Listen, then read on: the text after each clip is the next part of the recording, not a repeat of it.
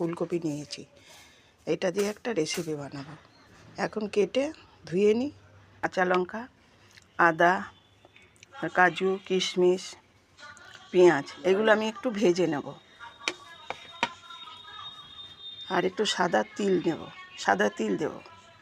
কড়াইয়ে তেল দিয়ে দিয়েছি।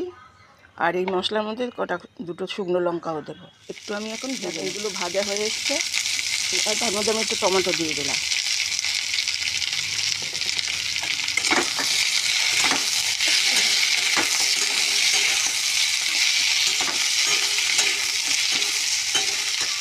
দেখো আমি এবার সাদা তিলটা এর মধ্যেই দিয়ে দেবো, আলাদা আর ভাজবো। একটুখানি এর সঙ্গে নেড়ে চেড়ে নেবো। ভাজা হয়ে গেছে, আমি এবার নামিয়ে ফেলবো।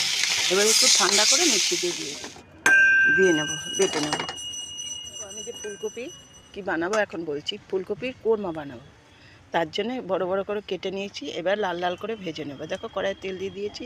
এবার আমি ফুলকপিগুলো দিয়ে দিচ্ছি। দেখো ফুলকপিগুলোর মধ্যে না একটুখানি সামান্য হলুদ দিয়ে দেবো। হলুদ আর এই দেখো একটুখানি দিয়ে আবারও ঢেকে দেবো। ফুলকপিগুলো লাল লাল ভাজা হয়ে গেছে। আর এবার নামিয়ে দেখো ফুলকপিটা আমি নামিয়ে ফেলেছি। এইবার আমি কড়াইয়ে ফুলকপি ভাজার তেলের মধ্যে আর একটু তেল দিয়ে দেবো। এই কোরমার মধ্যে একটু তেল বেশি লাগে। দেখো তেল দিয়ে দিলাম। আর এর মধ্যে ফোড়ন দিয়ে দেবো। এর মধ্যে ফোড়নটা দিয়ে দিলাম। এর মধ্যে গরম মশলা, মানে দারচিনি, এলাচ, লবঙ্গ ভেজে সব এখন দিয়ে দিচ্ছি।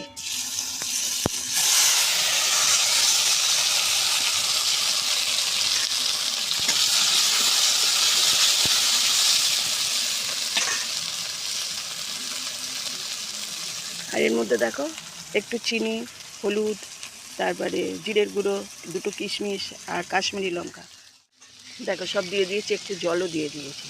এবারে মশলাটা একটু নেড়ে চেড়ে দিই। তারপরে যখন মশলাটা কষে তেল ছেড়ে দেবে, তখন আমি ফুলকপি দিয়ে দেবো। একটু জল দিয়ে দেবো। ছেড়ে দিয়েছে, আমি এবার ফুলকপিটা দিয়ে দেবো। ফুলকপিগুলো দিয়ে দেবো, দিয়ে কষবো।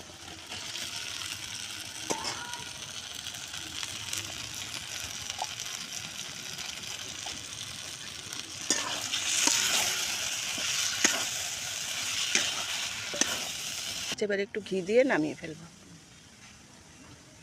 আমার ফুলকপি দই কোরমা হয়ে গেছে। এবার আমি অল্প ধনেপাতা ছিটিয়ে দেবো।